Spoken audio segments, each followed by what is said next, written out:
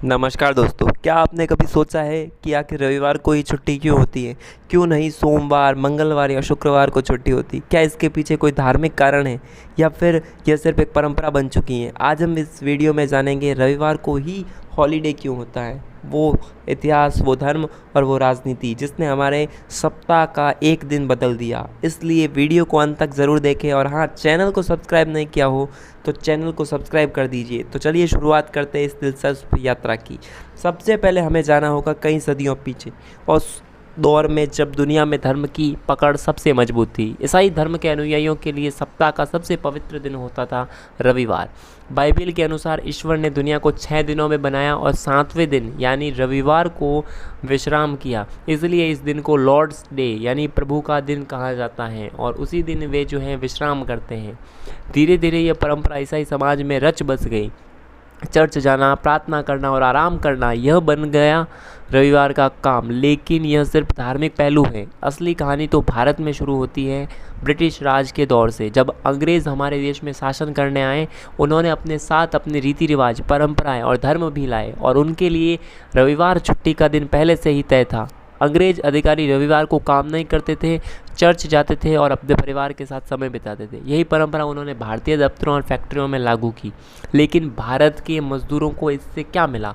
उनके लिए तो हफ्ते में 7 दिन काम का आदेश था, कोई छुट्टी नहीं, कोई आराम नहीं। ऐसे में एक क्रांतिकारी की आवाज़ उठी।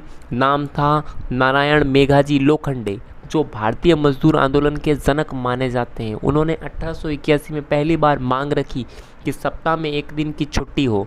उन्होंने अंग्रेज़ों को बताया, मजदूर भी इंसान है, मशीन नहीं। शरीर को आराम चाहिए, मन को शांति चाहिए। और यही बात धीरे धीरे शासन में बैठे लोग भी समझ गए।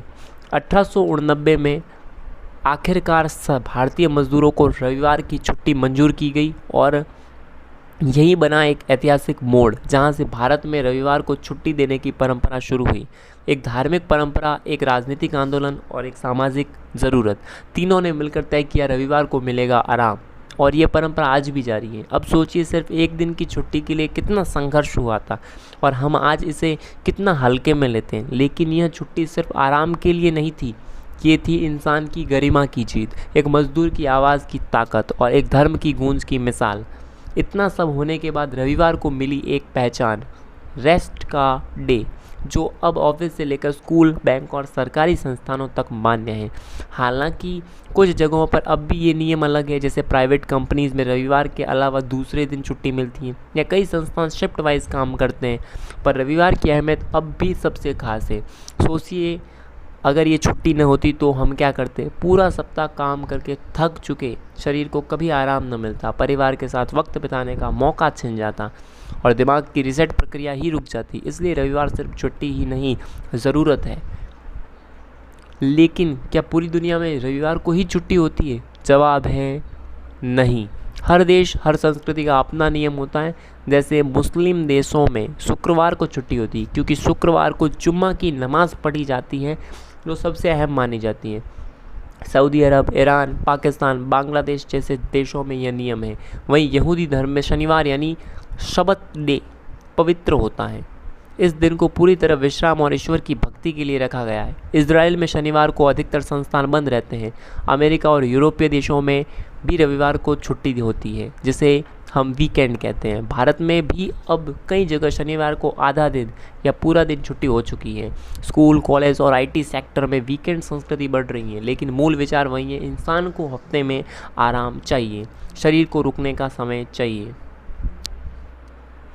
आज हम जिस संडे फंडे को सेलिब्रेट करते हैं, उसके पीछे छुपा है वर्षों का संघर्ष और सभ्यता की समझ। ये सिर्फ मस्ती का दिन नहीं, आत्मनिरीक्षण, परिवार और खुशी का दिन है। एक ऐसा दिन जो हमें फिर से इंसान बना देता है, वरना हफ्ते भर हम जैसे मशीन बन जाते हैं। तो दोस्तों, आज हमने जाना कि रविवार को छुट्टी क्यों होती है। धर्म, इतिहास, राजनीति और समाज सबका मेल है इसमें, और इसे सही दिशा में उपयोग करना चाहिए। अगर आपको ये जानकारी पसंद